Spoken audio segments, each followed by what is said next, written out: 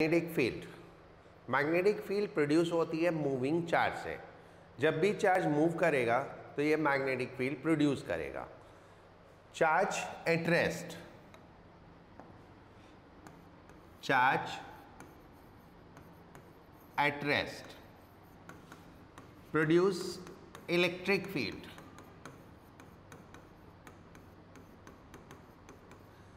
Charge in motion produce electric field as well as magnetic field। जब charge motion में होता है तो इलेक्ट्रिक फील्ड के साथ साथ वो मैग्नेटिक फील्ड भी प्रोड्यूस करता है। So the basic cause of the magnetic field is moving charge. whenever the charge is in motion, so there will a current, एक करंट भी होगी।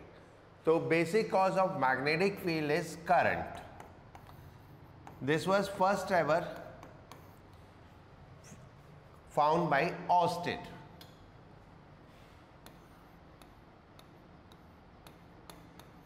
First ever found by Oersted. And what was the Oersted experiment? Oersted took a wire, connected it with a source of current, potential difference कह लो, and a current is flowing. When he kept a compass needle below the wire, then he found the needle get deflected. needle में deflection हो गया, right? उसने current की direction reverse की तो deflection की direction भी रिवर्स हो गई। जब उसने करंट फ्लो कराया तो ऐसे ऊपर का वायर था, नीचे कंपास थी, तो then compass get deflected. Current की डायरेक्शन रिवर्स की तो कंपास की डायरेक्शन भी रिवर्स हो गई, डिफ्लेक्शन की direction. So then he concluded that magnetic current की वजह से मैग्नेटिक फील्ड प्रोड्यूस होती है। The difference, basic difference between the electric field and magnetic field is that the magnetic field lines are always circular loop. Magnetic field lines हमेशा close loop में होती हैं, जबकि electric field lines close loop नहीं होती हैं। So magnetic field lines को अगर हम ड्रॉ करें, so if a straight current carrying wire is there, then magnetic field lines will be concentric circular loops. Concentric circular loop. Straight wire में हम right hand grip rule use करते हैं। Thumb wire को grip करो, thumb in direction of current, then the direction of fingers gives the direction of magnetic field. So in this case, if current is in this direction, then magnetic field will be like this, ऐसे हो जाएंगे। तो अगर हम देखें on the right side of wire, these field lines are going inward, ऐसे these field lines are going inward. So on the right of the conductor, the field is inward, and these field lines will take a turn and will come out from the left side. So on the left of the wire, these field lines are outward. So that is how we can find the direction of field lines in a straight current carrying wire. अगर हम एक circular loop ले, एक circular loop ले like this, जिसमें current ऐसे flow हो रही है, तो इसमें हम magnetic field lines straight lines लेते हैं। You again using by the right hand rule, that is right hand thumb rule. The fingers in direction of current and thumb give the direction of magnetic field. Fingers को current की direction में करो तो thumb magnetic field की direction देगा। So the magnetic field lines are like this.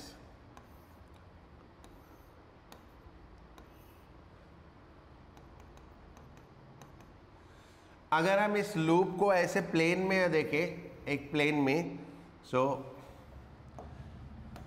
If these are the two current loops, one have current clockwise and one have current anti clockwise, then clockwise, so thumb is like this way, तो inward, तो इसमें field inward हो जाएगी और इसमें field outward हो जाएगी। तो ये था about magnetic field and their direction using right hand grip rule and right hand thumb rule. ये यूज करके हम मैग्नेटिक फील्ड की डायरेक्शन फाइंड आउट कर सकते हैं। मैग्नेटिक फील्ड को कैलकुलेट करना, मैग्नेटिक फील्ड को कैलकुलेट करने के लिए we have two laws, one is Biot Savart law, Biot Savart law. This law is for a current element. If there is a current element, the current element means current multiplied with the length of element. It is a vector quantity, direction of which is taken in direction of current. And let's say this, at this point we have to find the magnetic field, which is at a distance r from the wire, and the line joining conductor and point makes an angle theta. So then the magnetic field due to this element is mu naught I dl sin theta upon r square. So this way we can find out the magnetic field using Biot-Savart law. Biot-Savart law is defined for the current element. Current element के लिए define है. अगर आपके पास एक finite length है तो आप इसको इंटीग्रेट करके कैलकुलेट कर लेंगे. ठीक है. This law is universal law. In any case we can find out magnetic field using this law. The another law is Ampere circuital law. The other law is Ampere circuital law.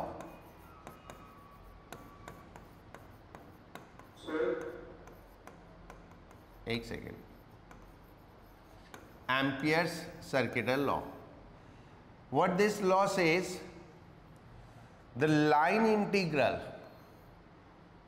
of magnetic field over a closed path is mu naught times the current enclosed inside closed path.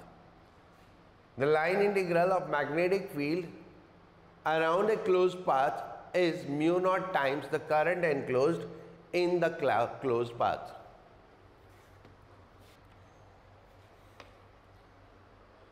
इन दो laws को हम electrostatics के इसको Coulomb's law से correlate कर सकते हैं and इसको गॉस थ्योरम से कोरिलेट कर सकते हैं समझने के लिए. लाइक जैसे Coulomb's law inverse square law होता है पॉइंट चार्ज के लिए, ऐसे ही ये करंट एलिमेंट के लिए है, एक small part of current element के लिए है. सिमिलरली जैसे हम गॉस लॉ लेते हैं surface integral of electric field, ऐसे ही एम्पियर सर्किटल लॉ होता है line integral of magnetic field.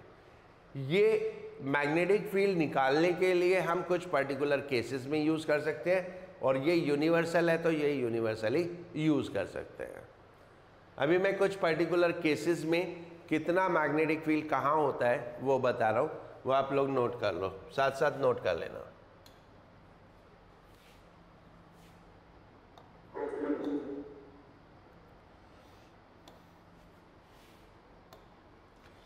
First, straight wire.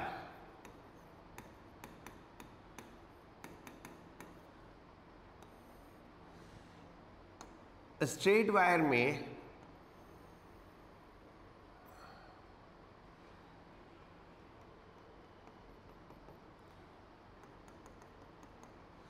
यहाँ पे कोई पॉइंट है P एंड इस पॉइंट का इससे परपेंडिकुलर डिस्टेंस है R. Right. That is condition that wire should be extended to infinity on both side, दोनों एंड पे. Then the magnetic field at point P is mu naught I by 2 pi R, where I is current in the wire.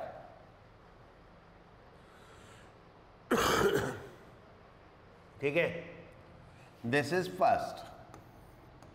Second,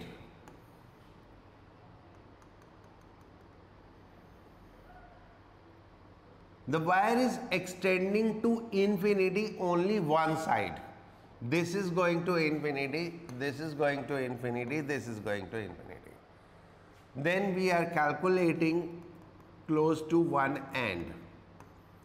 So this is called near an end. So in this case, the magnetic field is mu naught I by 4 pi r.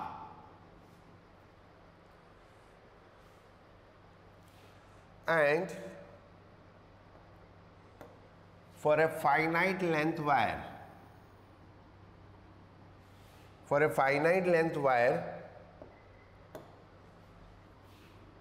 at any point which is making angle from one end and other end as phi 1 and phi 2. This is finite length wire. In this case, the magnetic field will be mu naught I by 4 pi r. R is distance of the point, sine phi 1 plus sine phi 2. So that is for the finite wire. This is near an end of wire. This is for infinite wire at any location.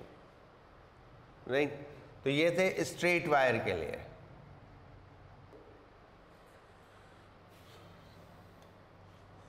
Now circular loop.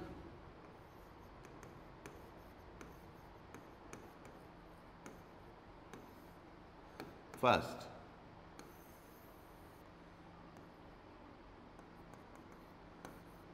at center of loop, that is mu naught I by 2r. If there are n number of turns, so then multiplied with n, अगर n number of turns हो जाते हैं. So mu naught I by 2r for one loop, and if there are n loops, so multiplied with n.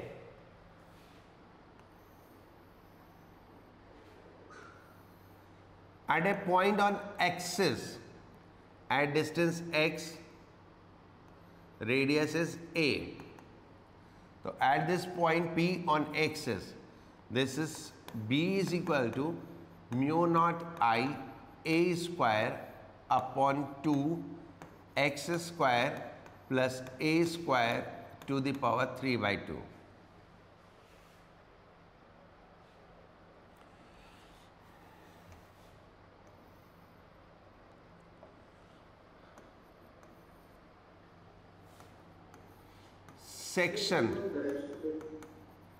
Section of wire, section of circle. Current की direction ले लो, ये हो गई. Section of circle means it is a small part of complete circle, and this is center. The radius is r, and this part is making angle theta at center. So the magnetic field will be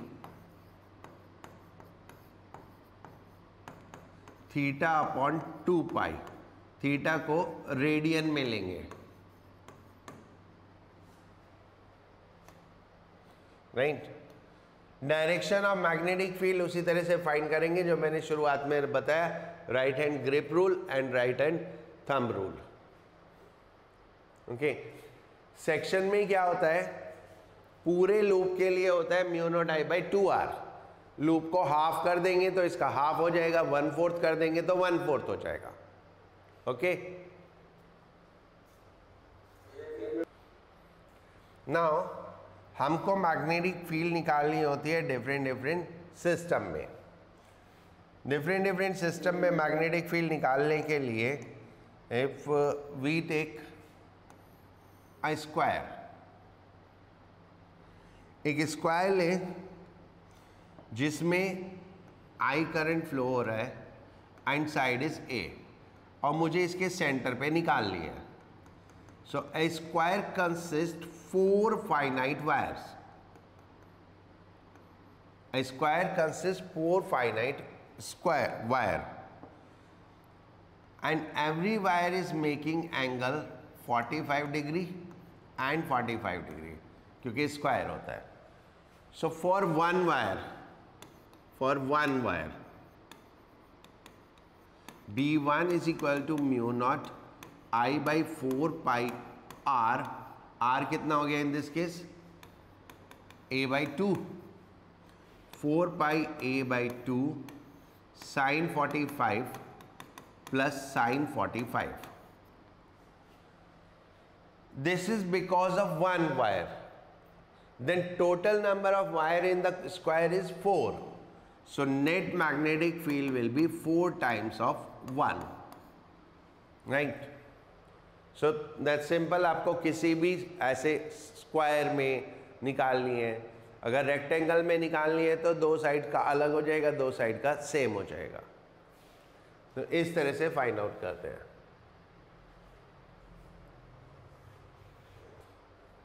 नहीं, one more system that how we can find out. ये मान लो एक construction है जिसमें current ऐसे flow हो रहा है एंड देन ये इस तरह से.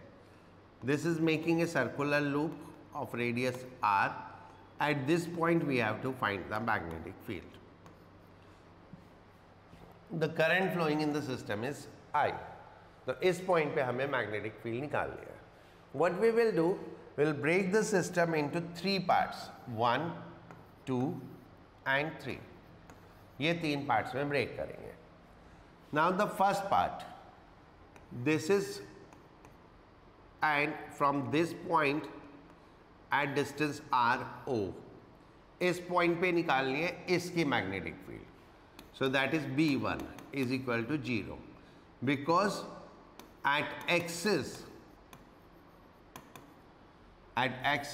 magnetic field is 0. Then आता है second part. This is a half circle. Half circle. Full circle के लिए होती है mu naught I by 2r.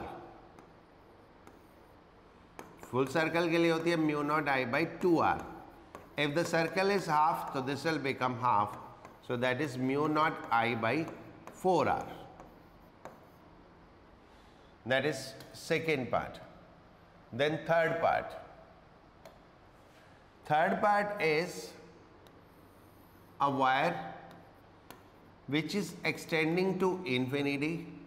इसके एक end पे r distance पे निकालनी है. So that is near an end. Near and magnetic field हो जाती है mu naught I by 4 pi r. ये तो हो गए इनके मैग्नीट्यूड. अब डायरेक्शन में ये ऐसे एंटी क्लॉकवाइज है तो आउटवर्ड. सो फर्स्ट पार्ट तो 0 है, second part is outward. So this is outward field and this is by right hand grip rule, this is also outward. तो ये भी आउटवर्ड हो गई. So net magnetic field is sum of all the three. So that is mu naught I by 4r plus mu naught I by 4 pi r. So that will be your answer for the magnetic field. Then solenoid.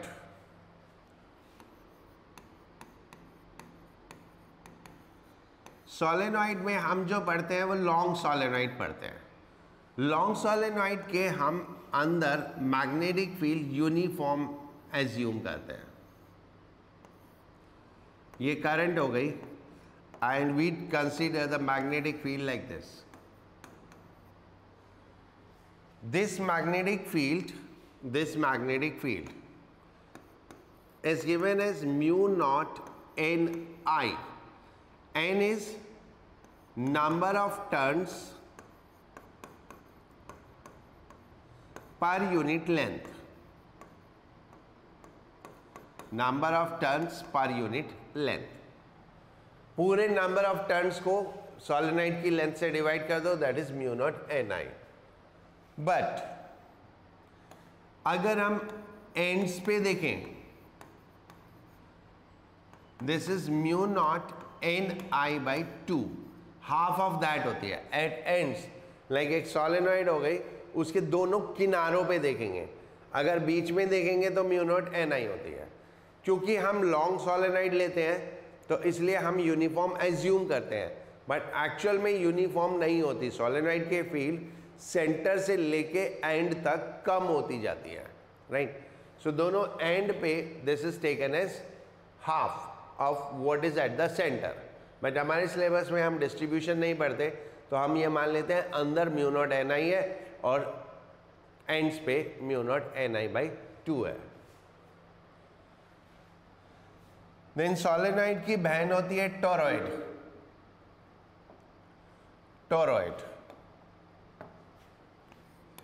Toroid is what? Solenoid के दोनों ends को पकड़ के ऐसे मिला दो तो एक सर्कल टाइप बन जाएगा। It is something like that. अगर मैं बनाऊं तो लाइक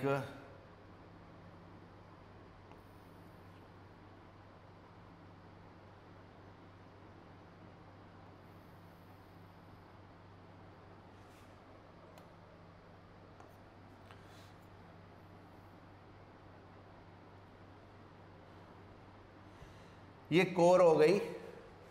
इस कोर पे हम ऐसे वायर रैप करते हैं इस तरह से,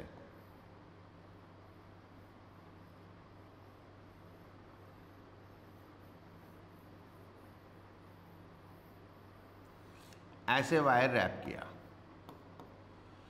देन मैग्नेटिक फील्ड लाइंस इसके अंदर फ्लो करेंगी ऐसे।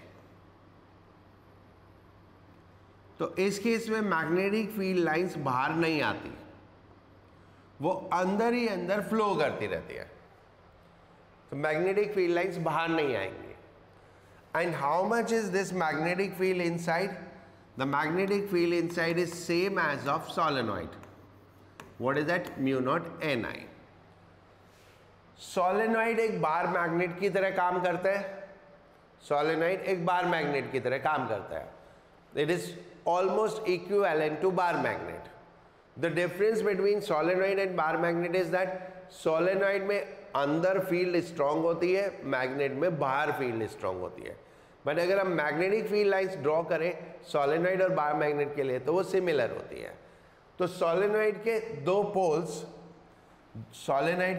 पोल्स नॉर्थ पोल और साउथ पोल का काम करते हैं, लेकिन टोरॉइड में पोल्स नहीं होते, because the magnetic field do not come out at any position and do not enter in any position. तो हम क्या बोलते हैं, जिससे बाहर आ रहा है वो नॉर्थ पोल हो गया और जिसमें अंदर जा रहा है वो साउथ पोल हो गया, राइट।